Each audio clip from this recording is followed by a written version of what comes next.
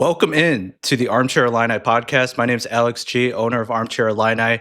It sucks to say that we're finally in the offseason for Illinois basketball. 2026 offseason has officially begun after Illinois lost its Final Four game on Saturday, April 4th versus UConn. Heck of a season. Really proud of these guys. Really proud to be a former Illini. We've had great content about that, but it's time to turn the page. Obviously, Michigan and UConn play their game tonight, but Illinois needs to get back to this moment, and they're going to do everything that they can to get to it. We're going to try some new things as the offseason starts rolling around here on the podcast. Obviously, we want to provide content. It's going to be kind of dead in the middle of the summer, but we want to make sure that we're giving you guys the best Illini content out there. So drop us some feedback. Always feel free to DM me for anything that you guys would like to see. We're going to be focusing on different news that kind of comes out here and there. Me and Austin did a little bit of a reaction video to when Quentin Coleman committed. So we'll try some new things and kind of see how they go. But today we're talking about the first transfer portal target that we are hearing about. It's pretty public on Twitter, but Wisconsin guard John Blackwell is in the transfer portal. He is a junior. He just played at Wisconsin, averaged over 19 points. His father, GlynnBlackwell, played for Illinois from 1984 to 88. So former Illini.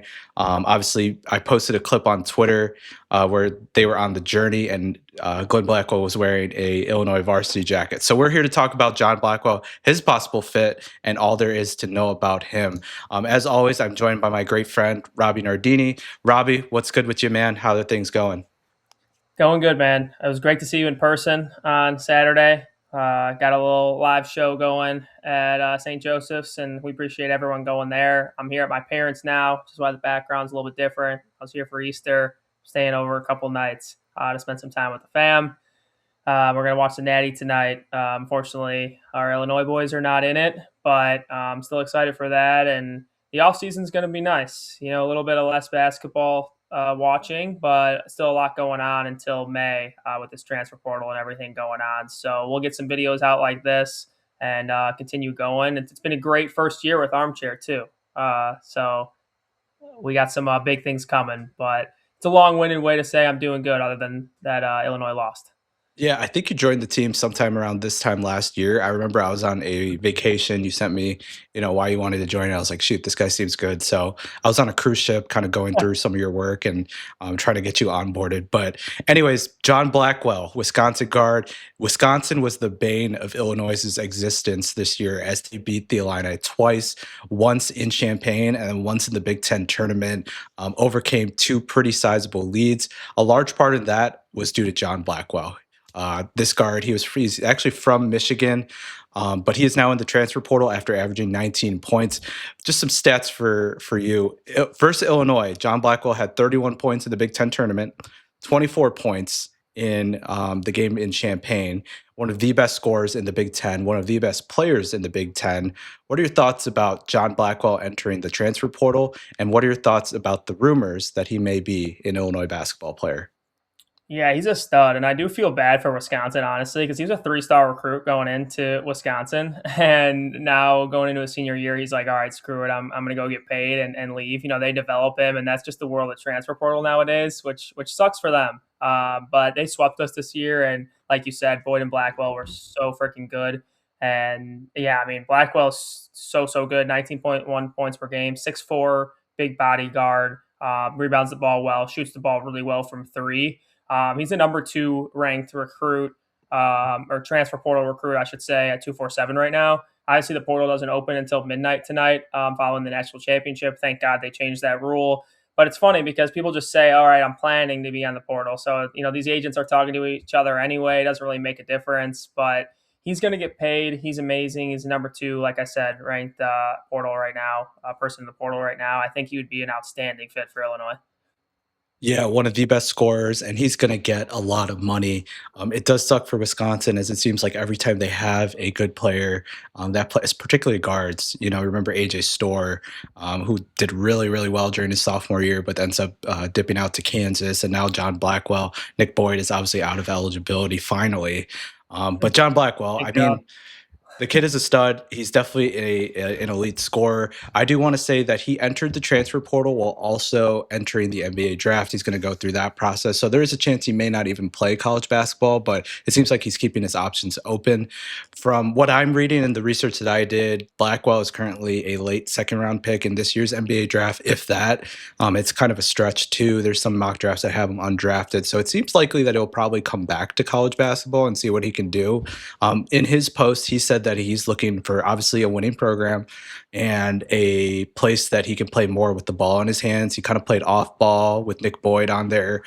Do you think Illinois can give John, what he's saying that he's looking for in terms of obviously a winning program, but then also being able to have the ball in his hands and being able to be a primary ball handler? Of course, yeah. People probably will tell him he's not a point guard. And here at Illinois, we like to turn combo guards into point guards. You look at, even Ty Rodgers played point guard in 2024. We like big guards like KJ. I mean, obviously he was a point guard, but Keaton Wagler was a shooting guard coming into school, and even Quentin Coleman too, who we just got. He's technically a shooting guard. I could see him playing a lot of point guard. I mean, give John the keys, especially with this as in point guard duties, I should say, because Andre, not a point guard. Jake Davis, not a point guard. Quentin Coleman, shooting guard.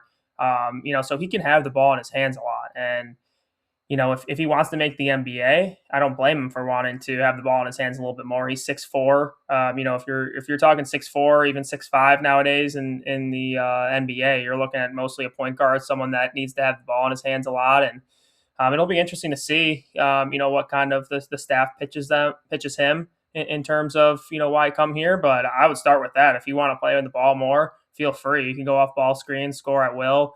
You got great players around you too. If you're not having if you're having an off night, feel free to, spot up and see the ball go in. And there's just so many options on this Illinois team if he's able to, come in here and we'd insert him right in the starting lineup. So I think with Boyd and Blackwell, they had so much on their shoulders that can definitely get old, especially, losing in that first round. So I'd pitch him that. Obviously, his dad went to Illinois too. And I really think it's a perfect fit for him, like I said. And you mentioned winning program. Final Four sells itself. Yeah, absolutely. And I think Illinois did a really good job of locking down or at least getting a commitment from Quentin Coleman, top 20, top 30 recruit based off of who you say. Because when Bruce Weber made that Final Four or national championship game in 2005, it took him a while to actually, get into the recruiting trail and make use of that. But Brad is using that right away. And here you are again, you're involved with arguably one of the best players in the transfer portal. And I really think that Illinois is set to kind of take advantage of the momentum here. Obviously his dad played, but there are some big names out there. Michigan, Duke are some of the names that are popping out for John Blackwell, and rightfully so. I mean, he's a heck of a player. You get a guy that averaged 19 points in the Big Ten Conference, the Big Ten, arguably the best conference in the country. So, of course, you're going to have a lot of big fish going after you. There's reports and rumors out there that he's, obviously going to require at least like $5 million, which, from a couple years ago, it's like that's way too high. But now it seems like that's becoming the norm for a lot of these high end players. What do you think about the fit in terms of saying, "Hey, here are the keys," but then you got to build a roster, kind of around that? My question is, how big is roster building and kind of allocating your resources? And is John Blackwell worth the squeeze? Because if you remember last year, Dame Sarr, who was a big target, was getting, reportedly 3 million. And obviously that was too high of a price for, what Illinois thought would be a 1 year guy that's probably not going to be a primary ball handler, primary scorer, if you will. So do you think the juice is worth the squeeze in that regard? And what are your thoughts on some of these price tags? Yeah, that's tough. I mean, 5 mil is an insane amount of money. Obviously, it goes up every single year. I think Illinois does a really good job of, allocating their resources really well. I think after that 2023 season, where it didn't go as well, I think they have definitely taken more time into, if we should pay this person similar to like Josh Dix and Sar, maybe those price tags maybe, or just didn't work out. Those price tags maybe went up a little bit more. They're not going to get into a bidding war with someone, especially this early in the portal season. I think, tomorrow they're not going to be like, all right, John, here's 5 mil. Like, they're going to weigh their options. They're going to have visits. They're going to see, they're going to do their test that they talk about. If their IQ, their basketball IQ is high enough or whatever it is, they really like that test. So I think you do a really good job of not overpaying for players. It's just tough, having someone at 5 mil like John Blackwell. Of course our budget probably went up. Going to a Final Four, donors want to donate more. People trust Brad, a little bit more. So I know we're going to have some deep pockets in this portal season. It's just tough to allocate 5 mil to one person. But if our budget's 15 mil now, maybe so. You're gonna have to pay Merck. You're gonna have to pay Andre, Tommy Z. I think getting those guys back is number one priority for me, even before thinking about the portal. So we'll see how many resources and how much money we have following that, and then you can kind of evaluate what's worth it and what's not. The good thing with this team, I think a lot of your players, if you get them back, you don't need that much out of the portal. So if you want one big splash, sure, go ahead. I mean, John's amazing. I think he'll be worth the money. It's just, you got to think about the locker room too. Okay, Andre is making 3 mil or 2 mil, and all of a sudden John's making 5. Does that cause issues in the locker room? All of a sudden these guys want to make more money too. So those are all things you got to consider. Yeah, you bring up a great point, actually. I'm watching the CBS or Paramount Plus documentary on Kansas and Michigan. Really good documentary. Check that out if you haven't, or if you have a Paramount Plus subscription. For those of you who subscribe to 24/7, I know they give that complimentary, but be sure to check that out. And one thing that they really talked about was the fact that obviously Michigan had an amazing transfer portal haul. They're in the national championship game right now and likely going to win. They had a really good transfer portal haul with Adai Mara, Merez Johnson, Yaxel Lenderberg, but their retention of guys that went to the Sweet 16 the year prior, Namari Burnett, Roddy Gale, Will Cheddar, all those guys were such key pieces too. They may not have played as much as those transfers have, but having guys that are retained on your roster, I think goes so far. I mean, look at UConn as well. Alex Caravan has been there for forever. Jalen Stewart, all those guys. Solo Ball has been there for quite some time as well. So retention is just as important. So I totally agree with you that Illinois needs to work on retaining its roster first. And I think that was actually the top thing in my offseason wish list is to retain your best players. Obviously, they can upgrade at certain spots here and there, and there's going to be attrition. But overall, you want to keep this core together because obviously it worked out well. And continuity does a really, really, it does wonders in the college basketball game. I do want to ask you too. Another thing that I wrote about was getting a veteran ball handler, and John Blackwell fits that bill perfectly. Obviously, Quentin Coleman, Ethan Brown, Lucas Morello are all talented guards, but we saw what happened with Kasper Siakachonis in 2024, where you have a true freshman running the point, and you're going to hit a freshman wall, obviously, but you need someone to relieve you and help you play off the ball and take pressure off of you, which is why I think Keaton was so good this year because Kylan Boswell was able to fill out that role. Just how big do you think a veteran ball guard is towards next year's success, especially when you got 3 young guards coming in, hopefully to kind of run the offense? Yeah, no, I like the 3 guards coming in. I really like Morello. I like Coleman a lot. Usually I'm anti-freshman, but I really think Quentin Coleman's really, really good. I think that he could start on this team. But Kylan doesn't get enough credit for, kind of being a mentor to Keaton and just taking, just things off him throughout the game.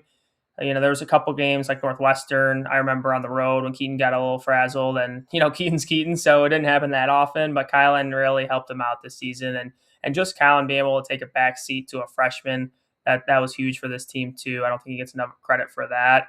I think John, having a senior guard, especially a scorer like him, would be amazing. Coleman can have less pressure on him too. Then you're coming in as a starting point guard as a freshman. It's not. People always want to start and play a ton of minutes. That's not always necessarily the best thing for a freshman to come in. If similar to Keaton, we had so much talent around him, there was not much pressure on him, and similar to Coleman, but being that starting point guard right away, expected to produce right away, that's a lot of pressure on a young kid. And I've seen a lot of people just in this short period of time after the season and before the portal officially opens, like we really want like a backup guard to come in. I think that's pretty hard to find. Someone that would just come in and be a backup. You can get a mid-major guy like a Harmon type guy who, is like a 6-man, be a backup point guard. But with NIL nowadays, people want to play, people want to get paid. And, it's hard to sell someone on being a backup point guard. I know they get to play high major basketball, but they could also stay mid-major and dominate or, go somewhere where they could start. So I think just bringing in a guard and having a splash like John would be huge. Just, an athletic 6'4" guard, someone that can play really good defense, someone that can rebound. He's a great free throw shooter. And he's played in big games. He obviously beat us twice. They beat Michigan. He's not afraid of the moment, which would go a long way for this team. Yeah, completely agree with you there that, if you're going to get someone, they're going to come in with the expectation to play. And I do want to kind of remind Illinois fans that this is the first day of the offseason. If Illinois doesn't get John Blackwell, which is very possible given that Michigan and Duke are in on him, it's okay because it's a very long offseason. And we didn't even know who Kasper Siakachonis was until he committed. And look how great he was. Keaton Wagler, we had no idea he would be great as he was. He was amazing. We missed out on a lot of transfer portal targets. Obviously, we hit on a bunch, but we missed out on guys like Josh Dix, AJ Storr, David Jones. Illinois was pretty confident that they were going to get David Jones coming out of Memphis, but he went on to the NBA draft. The list goes on and on. They killed it on their visit with Bryce Stanford. He ends up going to Nebraska. So this is a very long offseason. And if Illinois doesn't get that first transfer portal target, it's never over. And that's kind of the beauty of our jobs, is that we get to kind of watch all this go down and hear about what agents are saying and see like, oh, this turn, that turn. So it's a fun time of year, but a very chaotic time of the year. And I'm looking forward to kind of the crap shows, if you will, of the transfer portal, because it's fun, but also it really just kind of gets on your nerves at some point in time because it's constant news. Robbie, any final thoughts on John Blackwell and his possibility of being an Illinois basketball player? Yeah, I guess I would just say I really hope he's Illini. But like you said, I'm not going to freak out if we don't get him. There's going to be a million guys that we're in on, and you're not going to get. There's a lot of fish in the sea. There's a lot of options for this team. And even if they're not in the portal, unfortunately, there's a lot of tampering going on. So with all teams. So, agents are talking. I think there's going to be a lot of talk about who we're in on, and it's going to be an amazing time. I think it's like NBA free agency. It's an exciting time. You get to kind of see what the roster looks like moving forward, and it's crazy we got till November till the season starts. But April's a busy month. Unlike the old days of college basketball, where a lot of coaches probably went on vacation, they can't go on vacation until May nowadays because the portal will take up all their time. And I'm excited to see who Illinois gets. I think John is the number one target as of right now, and hopefully we get him on campus here soon. Yeah, for sure. Be sure to tune into Armchair Illini, both on social media and our official website. Our social medias will usually have screenshots of something in terms of what John Blackwell's doing. I'll keep an eye on his Instagram and all that good stuff for the in Champaign kind of Instagram story, if you will. But be sure to like this video, subscribe. We're going to be doing a lot more off-season content as well. Be sure to follow Robbie at Robbie Nardini and follow his newsletter as well here at Armchair Illini. All his work at the Champaign Room. He's doing a great job. So until next time, we will talk to you guys soon. And hopefully Michigan loses in the national championship game.